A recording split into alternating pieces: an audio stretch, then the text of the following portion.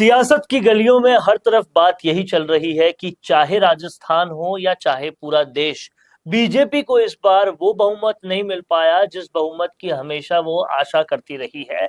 और कहीं ना कहीं राजस्थान में भी कम सीटें मिली और पूरे देश में भी पूर्ण बहुमत वाली सरकार बीजेपी नहीं बना पाई। ऐसे में प्रधानमंत्री मोदी का ये कार्यकाल कैसा रहेगा, कैसा वो काम करेंगे इस कार्यकाल में, इन सब मुद्दों पर बात करने के लिए मेरे साथ हैं बीजेपी की एक फायर ब्रांड कार्यकर्ता जो कहीं ना कहीं पूरी हर जगह पर, हर मंच पर पूरी प्रमुखता से और पूरी दृढ़ता से बीजेपी की बात रखती है, जिनका नाम है सरिता मित्तल। मैम बहुत बहुत जी, बहुत शुक्रिया इस बहुत डिस्कशन में धन्यवाद। जुड़ने के लिए।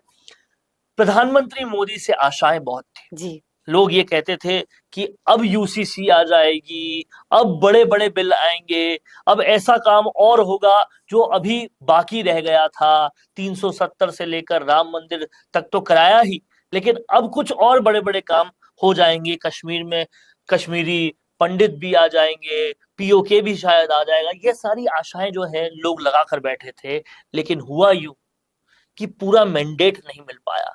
अब सवाल यह है कि प्रधानमंत्री मोदी जैसा शख्स क्या गठबंधन के साथ काम कर सकते हैं, और क्या नीतीश कुमार या टीडीपी के साथ रहकर वो वो काम कर पाएंगे जो लोगों की आशाएं थी। देखिए, इस बार प्रधानमंत्री जी के साथ थोड़ी सी मतलब एक चैलेंजिंग वाली जो ये कार्यकाल रहेगा, बहुत चैलेंज वाला रहेगा। लेकिन मोदी जी इतने तरीके से और इतने अच्छे से उसको मैनेज करते हैं कि इस चैलेंज के साथ भी वो अपने पूरे कार्य पूरी सफलता से करेंगे, और जो लोगों की जितनी भी आशाएं थी वो पूरी कोशिश करेंगे कि उन आशाओं को पूरा करें। चाहे वो नायडू जी के साथ या नीतीश कुमार के साथ वो हैं, उनके साथ भी काम करना उनको बहुत अच्छे से आता है। और वो हर परिस्थिति में अपनी पूरी अ, योजनाओं के साथ अपने पूरा कार्यकाल करेंगे। क्या लगता है आपको, पहले 5 साल में भी मोदी जी ने कई ऐसे फैसले लिए जो इतिहास बनाने वाले थे, उसके बाद वाले 5 साल में भी कई सारे इतिहास बनाने वाले फैसले लिए गए, लेकिन इन 5 सालों में एक फ्रैक्चर्ड मैंडेट के साथ क्या इतिहास बनाने वाले फैसले प्रधानमंत्री मोदी ले पाएंगे?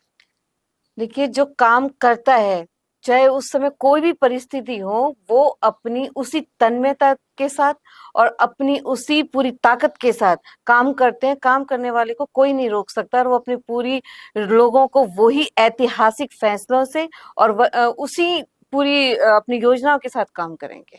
कहीं ना कहीं यूपीए अब बहुत खुश नजर आ रही है। यूपीए जिसका नाम अब इंडिया गठबंधन हो चुका है, बहुत सेलिब्रेशन मोड में है, बहुत उत्साहित मोड में है। हर तरफ पार्टियां ही पार्टियां चल रही है, क्योंकि उनको लगता है उन्होंने बहुत बड़ी फतेह हासिल कर ली। लेकिन सबसे बड़ा दुख इस बात का है कि एक पार्टी वो है जो हार कर भी उनको लग रहा है कि जीत गए, लेकिन बीजेपी जिससे अपेक्षाएं बहुत सारी सारी थी, उनकी जीत भी ऐसी आई कि लग रहा है कि नहीं, ये तो हार की जैसी है। अब ऐसे में क्या ये जो इंडिया गठबंधन का गठबंधन है, ये और सक्सेस कर पाएगा और आगे बढ़ पाएगा क्या? जब एक शख्स को, एक पार्टी को, अकेली पार्टी को हराने के लिए पूरी पार्टियां एक हो गई, तो आपको लगता है वो बहुत लंबे समय तक एक साथ काम कर सकते हैं? इससे पहले, उनके एक साथ होने से पहले, उनके जग जाहिर किस्से हैं उनके आपस में लड़ाई के। चाहे ममता बनर्जी हो, चाहे अखिलेश राहुल गांधी हो, उनकी लड़ाइयां वो तो सिर्फ मोदी जी को हराने के लिए एक हुए हैं। अभी जैसे जैसे समय आएगा, उनकी लड़ाइयाँ भी आपस में सबको दिखाई देंगी। और ये तो सभी को पता है कि वो मोदी जी को हराने के लिए एक हुए हैं, उनकी आपस में कभी नहीं बनी। और दूसरी पार्टियां एक्चुअली हैं कहाँ? वो सारी कांग्रेस से टूटी हुई पार्टियां ही तो हैं।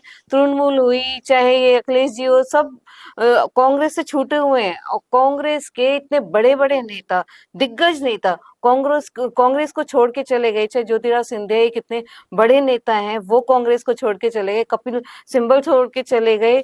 तो इनकी पार्टी ये कहाँ रह जाएगी? मतलब आपका कहने का मतलब है कांग्रेस जब खुद के नेताओं को ही साथ नहीं रख पा रही, तो दूसरे लोगों को कैसे साथ में रखेगी? बहुत लाजमी पॉइंट है।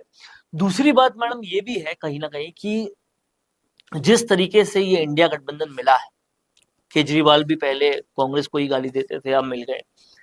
कई लोग ये भी कह रहे हैं कि ये मेल जोल का खेल इसलिए है क्योंकि अंदर तिजोरियों में जो माल भर के बैठे हैं, कहीं ईडी इनके पास ना पहुंचे। ये तो सबको पता है कि चोर चोर सब एक होते ही हैं। और भाई एक दूसरे की बात ढकने के लिए वो एक होते हैं कि भाई आप मेरी मत कहो, मैं आपकी नहीं कहूँ।